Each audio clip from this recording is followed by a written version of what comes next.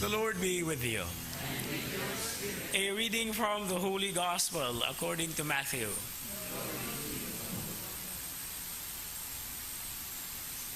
Mary Magdalene and the other Mary went away quickly from the tomb, fearful yet overjoyed, and ran to announce the news to his disciples. And behold, Jesus met them on their way and greeted them. They approached, embraced his feet, and did him homage. Then Jesus said to them, "Do not be afraid. Go tell my brothers to go to Galilee, and there they will see me." While they were going, some of the guard went into the city and told the chief priests all that had happened. The chief priests assembled with the elders and took counsel. Then they gave a large sum of money to the soldiers, telling them, "You are to say, 'His disciples came by night and stole him while we were asleep.' And if this gets to the ears of the governor, we will satisfy him and keep you out of trouble." The soldiers took the money and did as they were instructed. And this story has circulated among the Jews to the present day.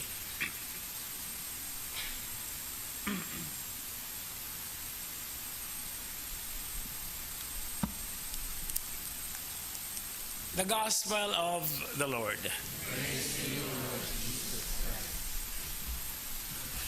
Happy Easter to all and a blessed day. After the Easter Sunday, we always have, as traditionally observed, the so-called octave, which is actually an extension. I remember when I was still a student back in Rome, we always enjoyed the day because there you know that it's still class days, even during the Holy Week. But on Easter Monday, which they call Pasquetta, or the little Easter, no classes are held.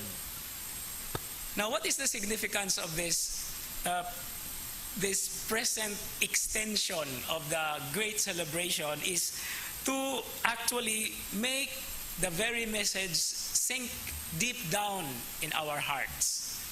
And the gospel readings and the readings as well actually provide us with such an avenue. Now let us try to check into the gospel reading for today, which is only read from St. Matthew, about the suborno that the leaders gave to the soldiers to tell that the body of Jesus was stolen. But this will not be brought, or if this will be brought to court, it will not have any strength of argumentation. For the simple reason that you are guards, and why were you sleeping? Di ba? Oh, kinsa may mutuo ana, mga gwardya mo nya nga tulog mo, mga hanggaw mong dagko. No? But this is just to play on something, to give a reason that the resurrection did not really happen. But for us, it remains that the empty tomb is the most solid yet silent witness that the Lord had been raised from the dead. And Peter, on the other hand, during Pentecost, gave a reference to this tomb. The empty tomb, which is the powerful yet silent witness to the resurrection of the Lord, when he mentioned about the tomb of David. You know, as a student, I was so surprised because when we went to the cenacle, where Peter and the other disciples were during the Pentecost and during the Last Supper, it is actually a big compound. And the cenacle is just part of the compound where the tomb of David really is. That's why when Peter said in today's first reading, his tomb is in our midst today, that's very literal. That is really true. Because just some few meters away from the cenacle actually is the tomb of David. But Peter's speech as an exegetical remark, the first exegesis in the Bible, actually refers to the empty tomb, because he is talking about the one who was really raised from the dead. And this is enough for us to ground our faith. And as we said yesterday about the empty tomb, it is this empty tomb that fills us up in the many needs and in the many different adequacies that we have in the faith.